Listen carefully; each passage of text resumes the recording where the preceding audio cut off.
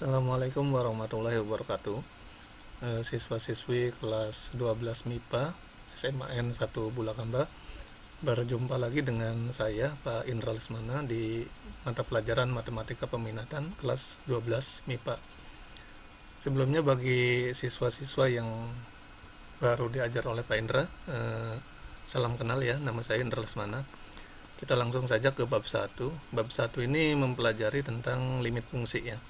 Limit fungsi itu sudah kita pelajari di kelas 11. Jadi di kelas 12 ini tidak terlalu berbeda jauh dengan di kelas 11. Hanya yang membedakan itu adalah limit fungsi yang kali ini kita pelajari itu adalah limit fungsi trigonometri. Secara umum ada dua pokok bahasan yang harus kita tuntaskan. Pertama, limit fungsi trigonometri di suatu titik. Yang kedua, limit di ketahinggaan. Baik, langsung saja. Di sini ada sifat-sifat limit fungsi. Ini sifat-sifat limit fungsi ini tidak terlalu berbeda jauh dengan di kelas 11. Anda bisa buka lagi bukunya di kelas 11 ya. Terutama sifat yang nomor bagian ini, bagian C. Ini akan sering kita pakai ya. Limit K dikali Fx sama dengan ini K-nya bisa pindah ke depan. K-nya pindah ke depan ke sini. Akan menjadi K dikali limit Fx. Kemudian yang nomor D, kalau ada limit Fx ditambah dengan Gx, maka ini bisa dipisah. Limit Fx ditambah dengan limit Gx ya, bisa dipisah. Begitupun dengan pengurangan, ini bisa dipisah. Limit Fx dikurangi dengan limitnya masuk lagi ke Gx. Ini limit Gx. Begitu juga dengan perkalian, limit Fx dikali dengan Gx ini sama aja dengan limit Fx dikali dengan limit Gx. Limit Fx kali dengan limit Gx. Begitu juga dengan pembagian, ini ya, ekuivalen dengan yang di atas. Limit Fx dibagi dengan Gx sama dengan limit Fx dibagi dengan limit Gx. Yang haknya juga sama, kalau kita punya limit ada fungsi yang dipangkatkan, maka sama dengan limit dari fungsi atau limit dari Fx dipangkatkan n. Begitu juga dengan yang akar. Baik, kita selanjutnya untuk mengerjakan limit fungsi trigonometri. Kita hapus dulu yang ininya. Untuk mengerjakan limit fungsi trigonometri, maka bisa ditentukan dengan 3 cara. Yang pertama itu cara substitusi langsung. Yang kedua cara faktorisasi. Yang ketiga menggunakan sifat-sifat limit fungsi trigonometri. Kita menggunakan cara substitusi langsung dulu ya. Sebelumnya, ini ada nilai perbandingan trigonometri untuk sudut khusus. Ini sudah menjadi hafalan sehari-hari mungkin ya.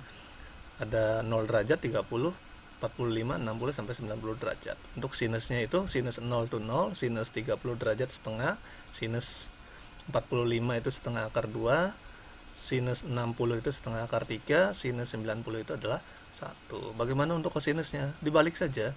1 nanti pindahkan ke sebelah sini ya. Kita balik saja. Nanti satu yang ini kita pindahkan aja ke sini. Ya. Kemudian yang ini pindah ke sini. Yang ini pindah ke sini. Yang ini pindah ke sana. 0 pindah ke sana. Ya. Saya kira di buku bisa dilihat ya, di buku kelas 11. Kemudian untuk tangannya bagaimana untuk tangan? Tangan itu kan diperoleh dari sinus dibagi kosinus. Jadi kalau untuk tangan 0 berarti 0 dibagi 1 ya 0. Setengah dibagi dengan setengah akar 3 ya sepertiga akar 3 ya. Setengah akar 2 dibagi setengah akar 2 ya 1. Setengah akar 3 dibagi setengah ya coret saja setengahnya, dapat akar 3. 1 dibagi 0 tak terdefinisi ya. Itu untuk nilai-nilai perbandingan trigonometri untuk sudut khusus atau sudut istimewa ya. Ini kita bisa dibuka lagi di bukunya. Ini untuk pedoman menjawab limit fungsi trigonometri. Oke, kita langsung ke contoh saja. Langsung ke contohnya. Nah, ini dia.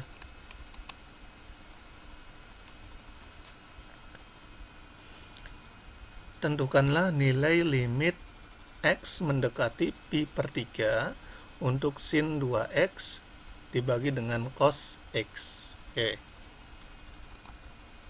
Coba kita perhatikan. Kita tulis lagi soalnya, limit X menuju pi per 3 untuk sin 2X per cos X. Nah, kita langsung saja, kita ganti X-nya. Kita kan cara substitusi ya.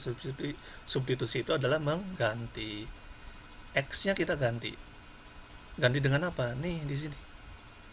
X-nya itu adalah pi per 3, sehingga dia menjadi sinus 2 kali X menjadi 2 kali pi per 3 dibagi dengan cos pi per 3. Ingat-ingat ya, ketika X-nya diganti dengan pi per 3, maka tulisan limitnya itu tidak ditulis lagi di sini. Ya, saat mengganti nilai X oleh suatu bilangan atau suatu angka, maka tulisan limit tidak boleh ditulis lagi. Kalau kita teruskan, maka di sini akan kita peroleh sin dari 2 kali pi per 3. Dapatnya 2 pi per 3. Nah, ini mungkin ada yang bingung, Pak, 2 pi per 3 itu berapa? Oke, kita boleh menggunakan cara yang seperti ini nih. Nah, pi per 3 ya, ini kurang lurus, maaf nih.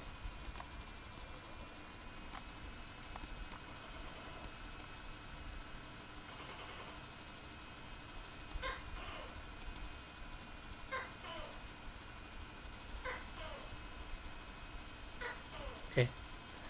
Kita kan punya X-nya mendekati pi per 3 ya. Kita tentukan dulu pi per 3. Pi per 3 itu sebetulnya kan 180 pi itu kan. 180 derajat dibagi 3. Berapa tuh? Berarti kan pi per 3 itu kan 60. Nah, di sini kita bisa tuliskan nih yang ini nih. Yang ini nih. Ini kita bisa ganti nih. Sama dengan sinus 2 kali 60 derajat dibagi dengan kosinus pi per 3, 60 derajat, sama dengan sinus 2 kali 60 itu adalah 120 derajat dibagi dengan kosinus 60. Nah, sinus 120 itu kan kuadran 3 ya. Kuadran 2, maaf. Kuadran 2 itu kan rumusnya begini. Kita mau menentukan sinus ini dulu ya. Dibuka lagi bukunya nanti di kelas 11. Sinus 120 derajat sama dengan sinus, karena di kuadran 2 itu kan rumusnya 180 dikurangi alfa. Pertanyaannya 180 dikurangi berapa supaya hasilnya 120? Maka jawabannya itu adalah sinus 180 dikurangi 60. Nanti yang berpengaruh itu adalah 60-nya. Sedangkan sinus di kuadran 2 bernilai positif, sehingga dia positif sinus 60. Nah, sinus 60 itu berapa? Sinus 60 itu adalah, sini ya, sinus 60 itu adalah setengah akar 3, sehingga sinus 120 itu adalah setengah akar 3, sini ya, setengah akar 3 dibagi dengan kosinus 60. Kosinus 60 itu adalah setengah, sehingga hasilnya ini coret saja, setengah bagi setengah sama dengan akar 3, sama ya, sama dengan yang ini nih. Nah, ini nih yang ini. Oke. Bisa dipahami ya. Oke, kita lanjut ke contoh yang kedua. Kita hapus dulu. Kalian bisa pause nanti ya di videonya ya, di pause bila ada yang tidak mengerti, maka dipahami sedikit demi sedikit.